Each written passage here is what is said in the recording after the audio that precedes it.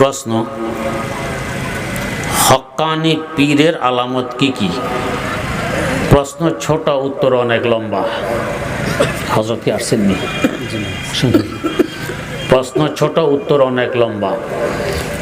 হক্কানি পীরের আলামতগুলো ইমামুল হিন্দ হযরত শাহ ওলিউল্লাহ মুহাদ্দিস দেহলভী রাহিমাহুল্লাহ আল কাউলুল জামিল নামক কিতাবে উল্লেখ করেছেন।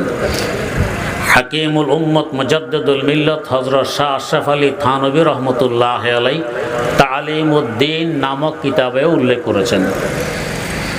এই আলামতগুলো সংক্ষেপে বলছি। 1 নম্বর, বিশুদ্ধভাবে কোরআনে কারীম তেলাওয়াত করতে পারে, অন্যকেও শিখাইতে পারে। এখন যদি কোনো পীর দাবি করে আমি পীর, কোরআন শরীফ পড়তে পারে না, অথবা পারে কিন্তু বিশুদ্ধভাবে পড়তে পারে না, তাহলে হক্কানি পীর হতে পারবে না, এ রুহানি ডাক্তার হওয়ার যোগ্যতা রাখে না। প্রথম নম্বর শর্ত, কোরআনে কারীম বিশুদ্ধভাবে পড়তে পারা, আরেকজনকে পড়াইতে পারা। 2 নম্বর শর্ত, কোরআনের অনুবাদ জানে, কোরআনের তাফসির জানে। কি পরিমাণ জানে? কোরআন তো একটি সাগর। শাহ ওলিউল্লাহ মুহাদ্দিস দেহলভী রহমতুল্লাহ আলাইহি লেখেন, কোরআনের সংক্ষেপ এবং সহজতম তাফসির তাফসিরে জালালাইন শরীফ অন্তত এই পরিমাণ জানে, অর্থাৎ জালালাইন শরীফ বুঝে এবং বুঝাইতে সক্ষম। 3 নম্বর, হাদিস শরীফ পড়তে পারে এবং পড়াইতে পারে। এটা তো আরেক এক সাগর। কি পরিমাণ? সে পরিমাণ হলো হযরত দেহলভী লেখেন, হাদিসের সংক্ষেপতম কিতাব মিশকাত শরীফ বুঝে এবং বুঝাইতে সক্ষম। 4 নম্বর, তাজকিয়ে নফস তথা তার নিজের আত্মশুদ্ধি হয়ে গেছে। 5 নম্বর শর্ত, তাকে একজন হক্কানি পীর খেলাফত দিতে হবে। খেলাফত ছাড়া পীরগিরি দাবি করলে এটা হক্কানি পীর হবে না। বাপ পীর ছিল, মারা গেছে, ছেলে ভাইয়েরা গদি নিয়ে কাড়াকাড়ি করে যার জোর বেশি দখল করে বসে গেছে, একে বলে গদ্দি নিশিন। তাই যে পীরের নামের আগে কিংবা পরে গদ্দি নিশিন শব্দ দেখবেন, বুঝবেন যেটা হক্কানি পীর নয়, গদি দখল করে পীর হয়েছে। তো খেলাফত লাগবে। 5 নম্বর, যিনি খেলাফত দিবেন তার খেলাফতের সিলসিলা আর ধারা তার থেকে নিয়ে রাসূল আকরাম সাল্লাল্লাহু আলাইহি ওয়াসাল্লাম পর্যন্ত পৌঁছতে হবে। 6 নম্বর, ইলমে ফিকহ মাসালা মাসাইল জানতে হবে কমস কম হেদায়া পর্যন্ত। কমস কম হেদায়া বুঝে এবং বুঝাইতে পারে এতটুকু মাসালা মাসাইল জানতে হবে। 8 নম্বর, সুন্নতের পাবন হইতে হবে। ফরজ ওয়াজিব তো আছে, সুন্নতের পাবন্দি লাগবে। সুন্নত নেই তো এটা হক্কানি পীর নয়। আজকাল তো মাশাআল্লাহ কিছু পীর এমন আছেন, দেখলে পুরুষটা মহিলা চিনা কঠিন। মহিলারও চেহারা সুরত পরিষ্কার, ফিসাবেরও পরিষ্কার। মহিলার চুল লম্বা, ফিসাবেরও লম্বা। মহিলার গলায় সোনার হার, পীরেরও গলায় সোনার হার। আজীব। এরকম এক পীরের মুরিদ একদিন আমার কাছে কোনো কাজে এসেছিলেন, মাস্টার্সের ডিগ্রিওয়ালা, তার মানে অশিক্ষিত নয়। আমি কথায় কথায় বললাম যে ভাই, রুচি কি এই পরিমাণে নষ্ট হয়ে গেছে যে আপনার পীরের মুখে দাড়ি নেই, গলায় সোনার হার, 2টা হারাম কাজ নিয়ে বসে থাকে, তারপরও মুরিদ হইলেন? জবাব দিল কি, হুজুর মুখের দাড়ির কি মূল্য, অন্তরের দাড়ি হইল আসল দাড়ি। চিন্তা করেন, মুখের দাড়ির কি মূল্য, অন্তরের দাড়ি হইল আসল দাড়ি। বললাম যে ভাই, এতদিন তো মনে করেছিলাম আপনার পীর একজন মানুষ, আজকে আপনার কথাই বুঝলাম অন্য কোনো জানোয়ার। হুজুর কি বলেন? মানুষের মুখে দাঁড়িয়ে ওঠে, অন্তরে কোন জানোয়ারের দাঁড়িয়ে ওঠে আমার তো জানা নেই। মানুষের অন্তরে তো দাঁড়িয়ে ওঠে না। আপনার অন্তরে খুলে দেখুন দাঁড়িয়ে নেই, তা আপনার ফিরে দাঁড়িয়ে অন্তরে উঠছে কোন জানোয়ার আল্লাহ ভালো জানে, এটা তো আমি বুঝতে পারলাম। এরপরে বললাম ভাই, আপনার পীরে অন্তরেও দাঁড়িয়ে নেই। দাড়ি কামানোর জন্য অন্তরেই তো উদ্বুদ্ধ করে, ব্লেড হাতে নাও, রেজার নাও, সাবান মাখো, ফুঁস দাও, অন্তরেই তো বলে গন্ধম আজ গন্ধম বরুয়াদ যাও যে যাও আজমক আফাতে আমল গাফেল মশো।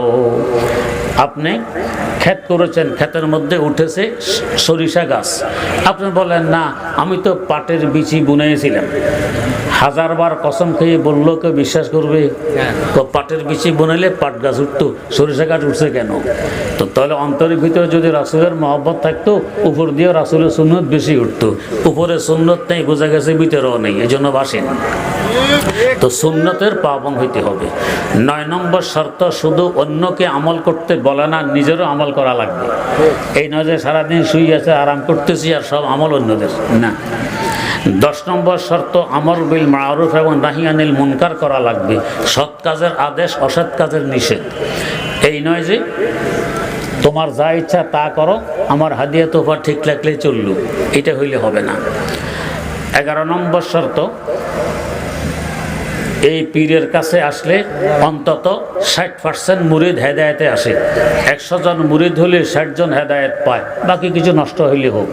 এই নয় যে আগে যে অবস্থা পরের সেই অবস্থা। যেমন এক পীরের মুরিদ কয়েকদিন আগে মারা গেছে, আমার কাছে এসেছে কোনো কাজে, তো বললাম যে ভাই আপনি যে মুরিদ হইলেন কোনো পরিবর্তন ঘটেছে আপনার মধ্যে? জি হুজুর ঘটেছে। কি পরিবর্তন? আগে মিথ্যা কথা বলতাম, এখন বলি না। এরপরে আর কিছু বলতেছেন না।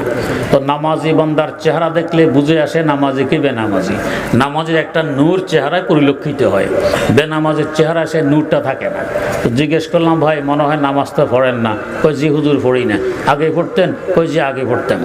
তো তাহলে এইটাও তো পরিবর্তন ঘটেছে, বললেন না যে মুরিদ হওয়ার আগে পড়তেন, মুরিদ হওয়ার পরে ছেড়ে দিলেন আর পড়েন না। হুজুর আল্লাহকে না দেখে সেজদা দিলে কি লাভ? ইন্না লিল্লাহ। আর আরেক মুরিদ বলে কি হুজুর বোঝেন না, আমাদের ফিসাবত গায়বী নামাজ পড়েন, তো হুজুরটা দিয়ে আমাদের চলবে, হুজুরে নিয়ে যাবে জান্নাতে।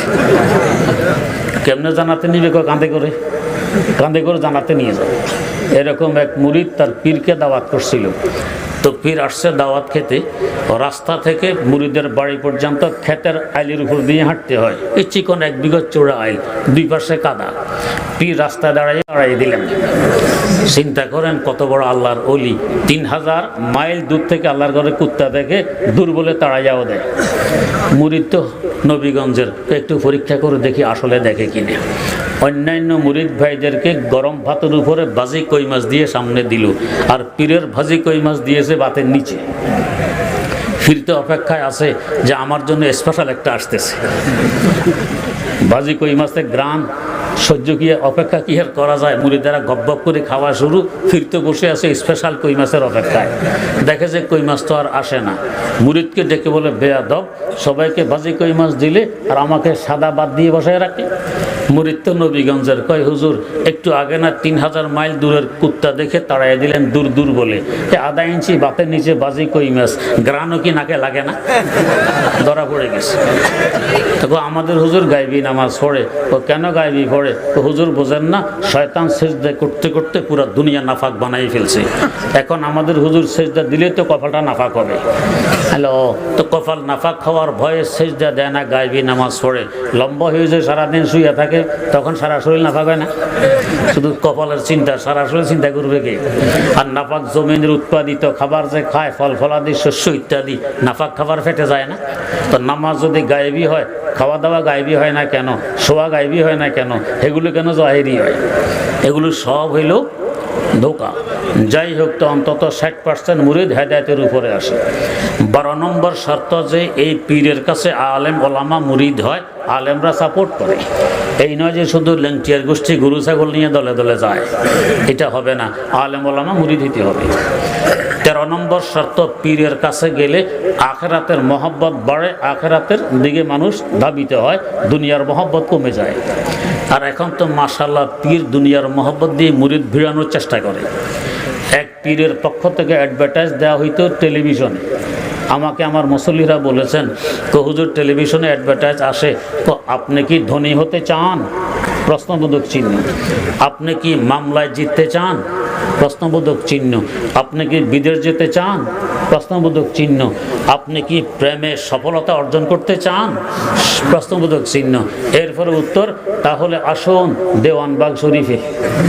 চিন্তা করেন, এখানে আসলে সব হইয়া যাবে। এখন দুনিয়া দিয়ে মুরিদ ভিড়ানোর চেষ্টা, এটা হক্কানি পীরের আলামত নয়। 14 নম্বর আলামত হইল, এই পীর এমন হইতে হবে যার চেহারা দেখলে আল্লাহর কথা স্মরণ হয়। এই আলামতগুলো যার মধ্যে আছে, চিহ্নগুলো যার মধ্যে আছে, হক্কানি পীর। একটি চিহ্ন যদি অনুপস্থিত থাকে, সে হক্কানি পীর নয়, সে বিনা পুঁজিতে ব্যবসায় করছে।